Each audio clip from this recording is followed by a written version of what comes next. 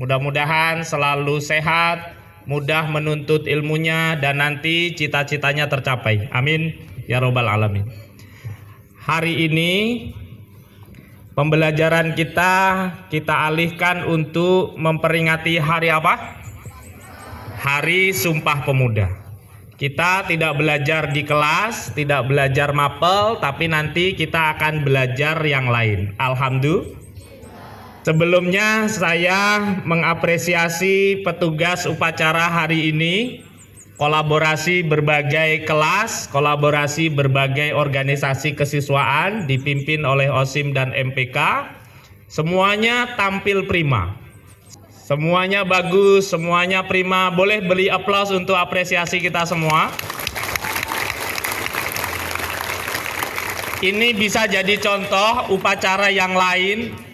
Nanti kalau diemban amanahnya oleh setiap kelas, latihannya segetol kawan-kawan kalian dari OSIM MPK dan organisasi kesiswaan. Kalau latihannya prima, insya Allah hasilnya prima. Oleh karena itu latihannya harus betul-betul. Sekali lagi terima kasih untuk semua petugas upacara hari ini. Dan saya juga mengapresiasi seluruh peserta, alhamdulillah tertib. Tadi hanya ada kakak-kakak kelas 9 sedikit terlambat. Mungkin nanti ke depan bisa lebih disiplin lagi. Tapi secara umum peserta upacara hari ini luar biasa. Kalian cantik-cantik, ganteng-ganteng semuanya menggunakan baju adat dari berbagai daerah. Tadi 3 teman kita sudah membacakan apa? Sumpah Pemuda. Sumpah Pemuda itu kalau disarikan atau kalau diambil intisarinya, kita itu berjanji bertanah air satu, berbangsa satu, berbahasa satu, yaitu Indonesia. Sebelumnya Indonesia terpecah menjadi berbagai suku, bahasa, budaya.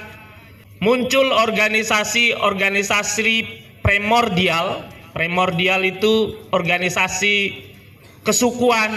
Ada Jong Java, ada Jong Sumatera, ada Jong Madura, yang berjuang mengusir penjajah sendiri-sendiri. Kemudian para pemuda menyadari kalau begini terus kita babak belur nih. Penjajahnya jumlahnya banyak, sementara kita berjuang terpecah belah. Kalau tidak bersatu, tidak berikrar untuk berjuang bareng, menata organisasi bareng, kita akan kalah terus nih.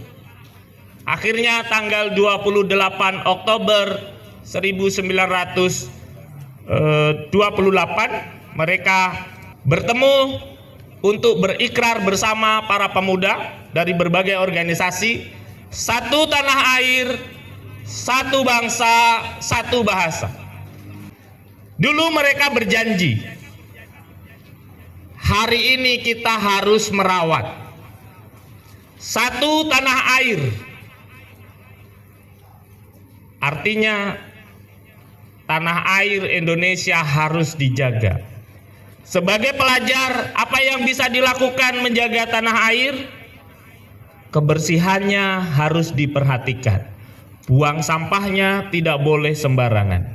Kalau ada tanaman yang dirawat, tidak boleh daun-daunnya dikopekin sampai mereka terluka. Saya sering sampaikan, pagar di sebelah kanan kita, tanaman merahnya tumbuh dengan sejahtera. Pagar di sebelah kiri kita, tanaman merahnya tumbuh dengan merana. Kenapa? Karena yang di sebelah kanan tidak kalian apa-apain, yang di sebelah kiri kalau nunggu motor orang tuanya, entah apa yang dibayangkan, daun merah itu dikopekin. Mungkin ingat mantan yang menyakitinya. Sampai ini daunku kopek-kopek seperti mantan saya nanti, gitu kan. Nah, nggak boleh begitu. Jaga tanah air. Yang sudah dibagi piketnya tolong dilaksanakan sebaik-baiknya sebagai bukti menjaga tanah air. Nah, ini hal sepele, tapi tolong dibudayakan merawat tanah air kita. Saya sering sampaikan, kalau buang sampah sembarangan, paling tidak melekatlah 3 kesalahan pada diri kita. Ini akan saya ulang terus-menerus supaya ingat. Yang pertama, kita berdosa pada orang yang harus mengemaskan sampah kita. Makan permen, buang plung. Makan bungkus apa itu yang dari kantin, buang plung. Pak, nanti kan ada Pak D yang ngemas, nanti kan ada Pak Iwan yang mengemas. Disadari atau tidak, kita telah zolim terhadap orang yang harus mengemaskan sampah kita, padahal kita bisa mengemas sampah kita sendiri. Tuh, paham?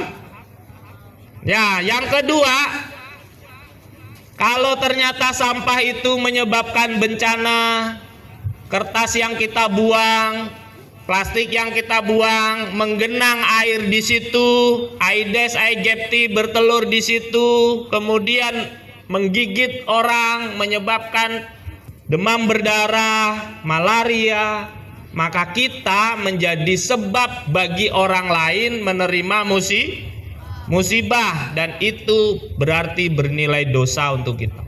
Maka pikirkan kalau mau buang sampah sembarangan. Jangan-jangan sampah ini menyebabkan Pak Sutardi kena DBD. Nauzubillah. Jangan-jangan sampah ini menyebabkan kawan saya kena malaria. Begitu. Supaya apa? Termotivasi buang sampah pada tempatnya. Yang ketiga, zolim terhadap lingkungan. Allah menyukai keindahan. Allah maha indah dan menyukai keindahan, tapi lingkungan kita cemari sehingga tidak layak pandang, tidak layak ditatap. Maka kita zolim terhadap lingkungan. 3 akhlak yang harus selalu dijaga: ma'allah, ma'annas, ma'al kauni. Akhlak kepada Allah, akhlak kepada manusia, akhlak kepada lingkungan.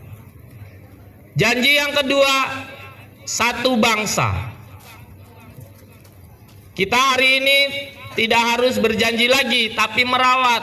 Hari ini kalian diminta secara khusus menggunakan pakaian beraneka ragam. Ingin memberi pesan, apa yang kita kenakan itu hanya casing saja. Apa? Casing, tahu casing? Wah, bungkus saja, kemasan saja. Apa yang kita kenakan itu casing saja. Allah menciptakan kita bersuku-suku, berbangsa-bangsa supaya kita saling kenal mengenal. Di ayat itu terakhir Allah menyampaikan, inna akramakum indallahi atqakum. Yang paling mulia, yang paling bertakwa. Maka jangan saling menghina. Kamu suku Jawa, kamu suku Madura, kamu Melayu, tidak usah saling menghina. Termasuk casing yang memang Allah ciptakan, warna kulit, jenis rambut, kribo, lurus, putih, kuning langsat, tidak perlu permasalahkan. Pendek, gemuk, tinggi, langsing, semampai, tidak usah dipermasalahkan, karena nggak bisa dipesan. Allah sudah ciptakan, kun fayakun, jadilah kalian bentuknya begini, tinggal kita rawat, makannya dijaga supaya sehat, tidak obesitas. Tapi kita nggak pernah bisa pesan. Kalau merubah sikit-sikit boleh, berdandan dan seterusnya. Fahimtum? Saya tidak ingin kalian nanti saling menghina tampilan fisik, saling menghina warna kulit. Ada kawannya pendek dipanggil cebol, dipanggil bonsai, tidak boleh. Ada yang begitu? Ini riuh berarti ada. Saya nggak mau dengar begitu. Saya sering sampaikan, kalau saya menghina mic ini, mic kok jelek banget sih, tiangnya bengkok. Yang boleh tersinggung itu mic-nya atau yang buat mic? Yang buat mic. Kalau saya bilang tiang bendera ini jelek betul, yang tersinggung tiang bendera atau tukang yang bikin tiang? Kalau kalian menghina makhluk Allah, yang kalian hina bukan makhluknya, tapi yang menciptakannya. Nah begitu, maka tahan diri untuk menghina orang. Paham tuh? Termasuk Bapak Ibu guru ya ini. Termasuk Bapak Ibu guru. Yang ketiga, janji satu bahasa, yaitu Indonesia. Artinya bukan hanya sebatas bahasa Indonesianya, tapi keramahan berucap, tutur kata-kata yang keluar dari bibir kita yang baik-baik, tidak boleh mengeluarkan kata-kata umpatan. Nah begitu. Jadi 3 pesan itu tolong dimaknai. Kita tidak belajar di kelas, tapi mudah-mudahan yang saya sampaikan itu bisa kalian terapkan. Cintai tanah air, cintai sesama sebagai satu bangsa, dan gunakan bahasa Indonesia dengan baik. Jangan mudah mengumpat, jangan memanggil kawannya dengan panggilan yang buruk. Termasuk nih salah satu yang saya sering dengar, kata bodoh. Dan kayaknya sudah terbiasa. Nah ini harus belajar ditahan. Kalau kalian nanti ke nasional, siapa tahu jadi orang hebat, membawa identitas Sintang, lalu memanggil kawannya, gini aja nggak tahu bodoh. Gitu.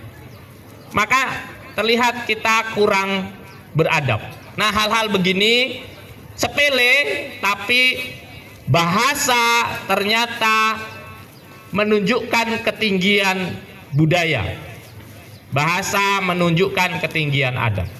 Saya kira itu mudah-mudahan bermakna. Hari ini kita memperingati Sumpah Pemuda. Setelah ini kita akan melihat berbagai tampilan prestasi dari kawan-kawan Anda. Terima kasih. Wallahul muwaffiq ila aqwamit thoriq. Assalamualaikum warahmatullahi wabarakatuh.